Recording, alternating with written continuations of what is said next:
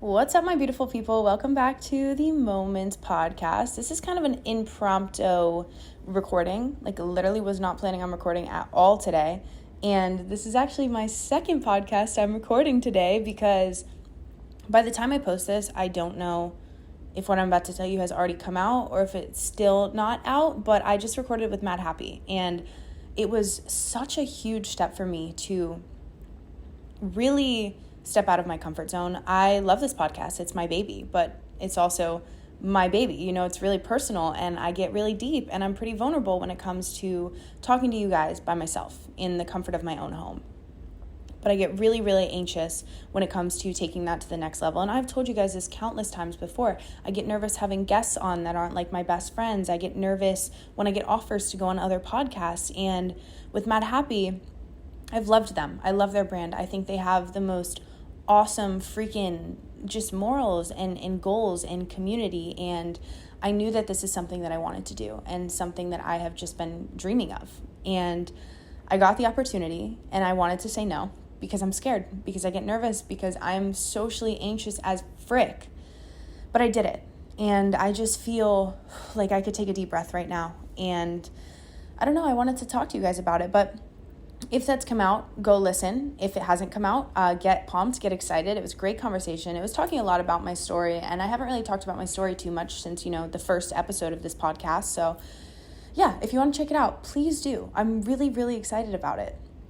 But it kind of led me to want to do this episode on social anxiety because I never really recognize how bad my social anxiety is until I'm in the moment, and I try to just avoid it and pretend that I don't struggle with it, but in reality I do, and I know that I can't be the only one to struggle with it. And for me, talking about social anxiety is one of the more vulnerable things because you would think that I would be the person least likely to have social anxiety. I post my life online. I'm so open about everything that I'm going through, and I post it online for millions of people to see, right? So you would think there's no way she's socially anxious. There's no way she has a hard time talking to people. There's no way she gets nervous out of her freaking mind. Truth is I do, and it sucks, and it's something that I am working on pushing through every single day. So I figured I should just talk about it, I should tell you guys the deep, deep, deep rooted childhood past that has instilled this in me, I guess. From the youngest I can remember, the first time I ever dealt with, I don't even know if I could call this social anxiety. I'm going to call this is just normal anxiety. I did all-star cheer, competitive cheer, right?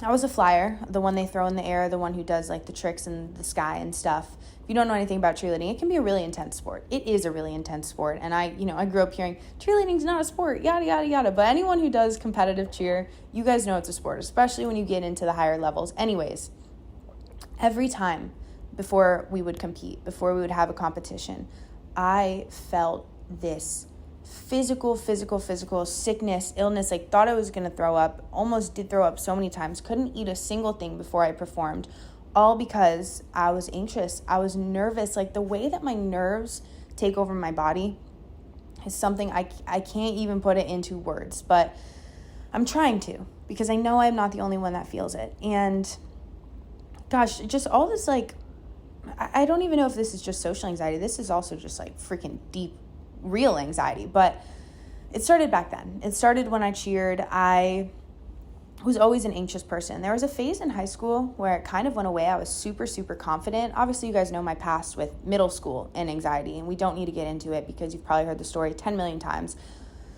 Long story short, dealt with mean girls, wanted to throw up every time I went to school, had to call my mom to pick me up because I was sick and didn't know it was anxiety, thought it was a physical illness. Anyways, high school, went away for a while. I loved public speaking. I loved, for lack of better words, being the center of attention, but not in the center of attention kind of way, but in the, I didn't have a problem putting myself out there or being in front of a camera or being in the front or giving a speech in class or embarrassing myself at school.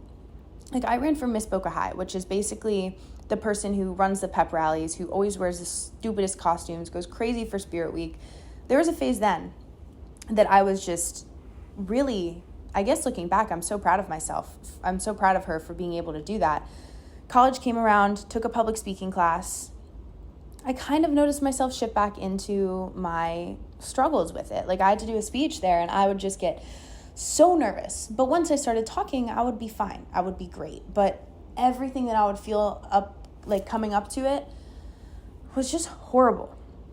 And then it all got like so much worse. I blame social media for it. Obviously, I'm so grateful for social media. It's given me this outlet to like talk to you guys in this way. But it's also given me this crazy struggle to just freaking communicate with people in real life. And I know that that's something that's been super common since COVID because everyone's work went online, school went online. We forgot how to socialize because we weren't being thrown into social settings. You know what I'm saying? We were just stuck there to be with ourselves. So we forget how to be with other people. And I think that weighed on me so much. And I just did a TikTok talking about this, but once my life was so public and on the internet, I obviously, you get hate DMs, you get people saying negative things because people can say anything when they're behind a screen. It's, not something that someone would say to your face, but I just built up this irrational fear that anytime I were to, publicly talk about something or have a conversation with someone, I just had this fear that someone would say something negative to my face or be like, you sound stupid, yada, yada, yada. You are horrible, And it's kind of messed me up a little bit. It's really, in a way, I think been something that's holding me back in a huge way. I have been scared to step out of my comfort zone. Obviously, I tell you guys all my dreams and all my goals and everything that I want to make happen. And I think I tell you every week I'm going to start having guests on the podcast and going on other podcasts. But I don't do it because I get so scared of what people will think of me, so scared that I'll let myself down, so scared that I am not capable. And I've been watching tons of TED Talks lately, just talking about all sorts of things, from mental health to understanding your self-worth to just like a ton of them. And one thing that I've learned from all of them is that I can't expect people to know how valuable I am or to treat me the way that I deserve to be treated if I don't make it known and if I don't feel that way about myself. So in the past couple days, knowing that this podcast episode was coming up and that I was going to be recording with Mad Happy, I really had to lock in with myself and mentally prepare myself and stare in the mirror and say my affirmations. And I do that often, but when you actually really need them, it's so much harder to do. If I feel like I'm on top of the world and I feel like hot shit, if I go into the mirror and say, I look hot, it's easier. It's easier to believe it. If I have to go into the mirror when I feel really, really, really bad about myself and really, really ugly, then it's a lot harder to say. It's a lot harder to believe what it is that you're saying. And this was a situation like that. I really had to tell myself that I was confident, that I was capable, that everything was going to be fine, that this was going to go awesome, that I know myself. I know who I am. I know that I love what I do, and I am good at talking about it. I had to sit there and say it over and over and over again. I've been doing meditations for the past few days. I've been trying to...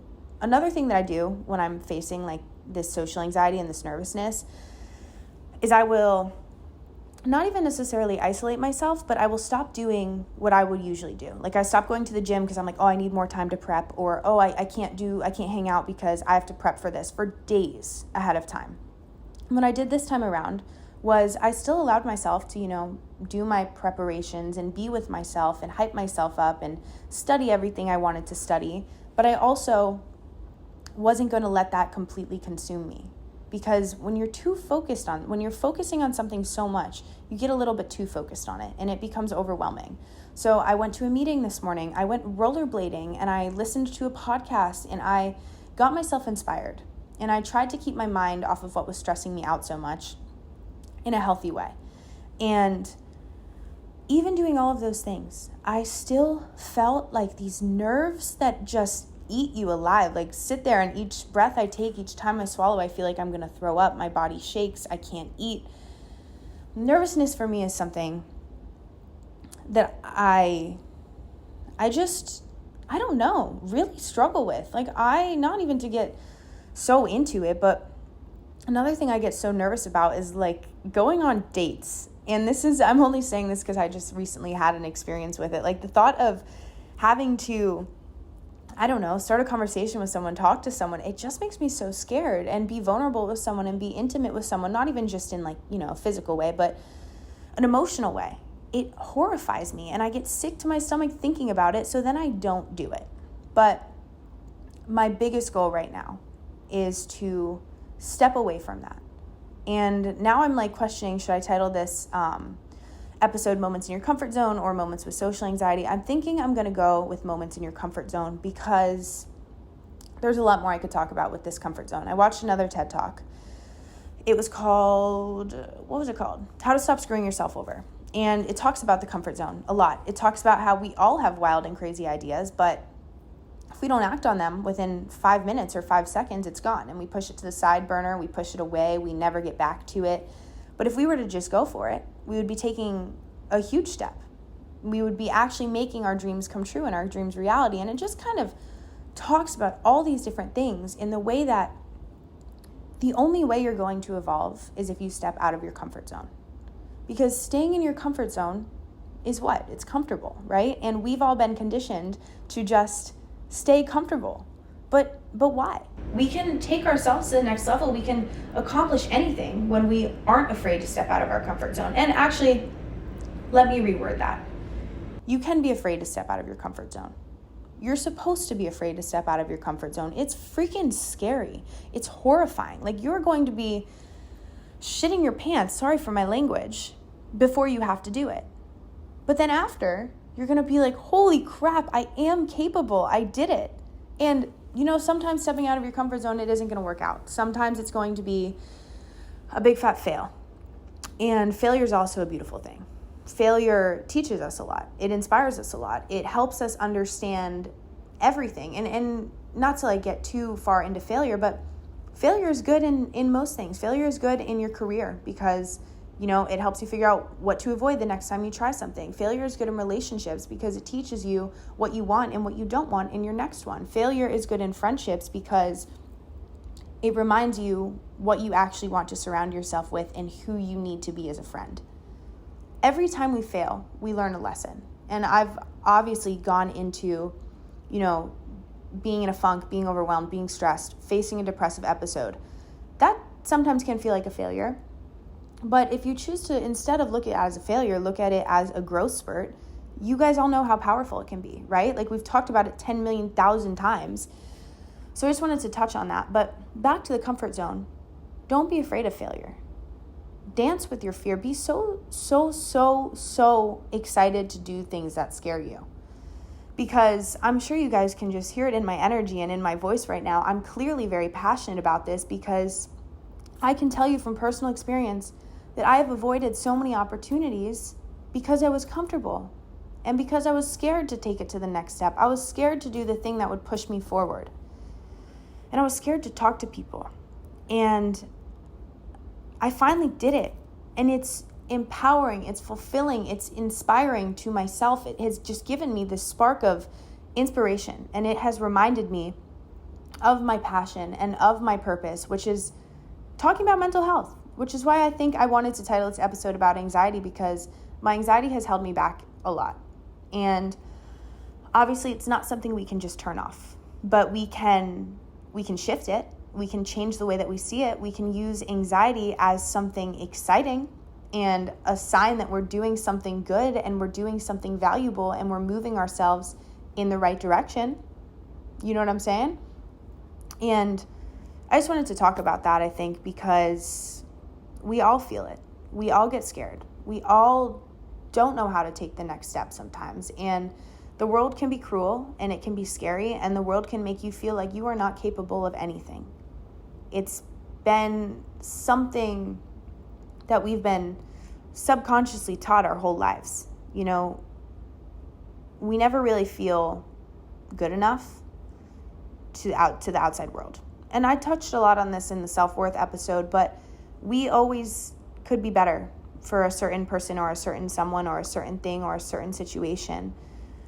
And you'll never be good enough for everyone, but you can be good enough for yourself. And I can promise you that one of the most fulfilling and just energizing things is doing things that scare you.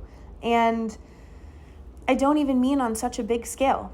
I mean, when I go to the bar and there's people dancing, I won't go dance because I get scared, because my comfort zone is not dancing. My comfort zone is not going up to random people and introducing myself. My comfort zone is running from people when they do come up to me to introduce themselves, and running from love, and running from relationships, and running from all sorts of things.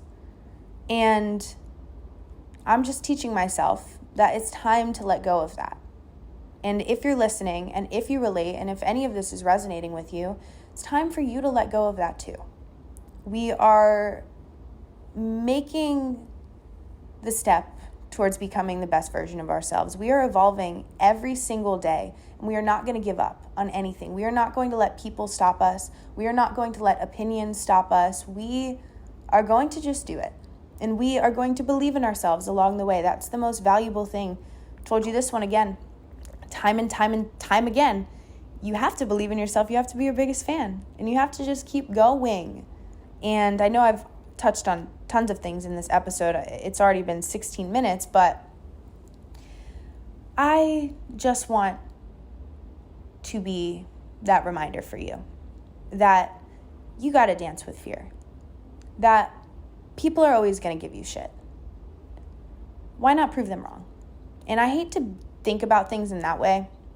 Like when I first started all this, social media stuff, people tell me it's so stupid, it's not going to last, whatever. I had this idea that I needed to prove everyone wrong and prove that I could be successful in taking an alternate route, But recently it's kind of hit me that I don't even need to prove it to other people. I just want to prove it to myself. I just want to make younger me proud, and I want to do everything that I think that I can do, everything that I dream. And the only way for me to do that is to start stepping, here I go again, how many times can I say it, out of my comfort zone. It's the way that we're going to level up. And it's one of those things that you can have control over. Like I said before, I can't change the way that I feel physically when I am super socially anxious or regularly anxious or nervous. Physically, those feelings don't really change for me. Mentally, I can redirect what those feelings mean. I can take my feeling like I'm going to throw up, having goosebumps all over my body, having a shaky voice, having a brain that's just turned off. I can take all of those things and be able to tell myself, okay, you're doing something good for yourself. You're doing something that scares you, and that's awesome. And when I can tell myself that and genuinely believe it, it makes those horrible, terrible feelings feel a little bit better. I allow myself to be present with them, to experience them, but not let them control me. And not that I could control them either, but you get what I'm saying. They don't have to control you. You don't have to control them. They can just be there. You can feel the feelings and not associate with them. Unless you're associating good things, of course. And then I guess another thing I just wanted to tell you is that this is one that I recognize and realized today. Have your lucky superstitions. Have a lucky shirt. Have a lucky pair of socks. Say your affirmations in the mirror, because whether it's real or not, whether it's just placebo effect or what, it still works. And I put on a shirt today that said Alexis. Many of you guys, especially if you listened or you've listened for a while, know that, my real name's Alexis. I go by Lexi. I've always gone by Lexi. Growing up, the name Lexi or the name Alexis, I hated it. Like, I thought it was too mature, too professional. I hated that name with everything in me. When people called me Alexis, I'd be like, stop, It was what my parents called me when I got in trouble, You guys get that if you've grown up with a nickname. But recently, in the past couple years of my life, I have redirected what Alexis means to me. Alexis is the most evolved version of myself. Alexis is Lexi when she's taking big steps, when she's making big leaps for her future, when she's prioritizing herself and her goals and her mental health. So I have a shirt, it says Alexis, and I wear that every time I'm going to do something that scares me. And I just started this, like literally a couple weeks ago. And yeah, I don't know. I just wanted to share that with you because it was pretty valuable for me. And I think that we should all do it. You know, your shirt doesn't necessarily have to say your name, but you can have a shirt and you just call it your lucky shirt. And you can tell yourself that when you put it on, good energy will be sent to you. And that's really all it takes.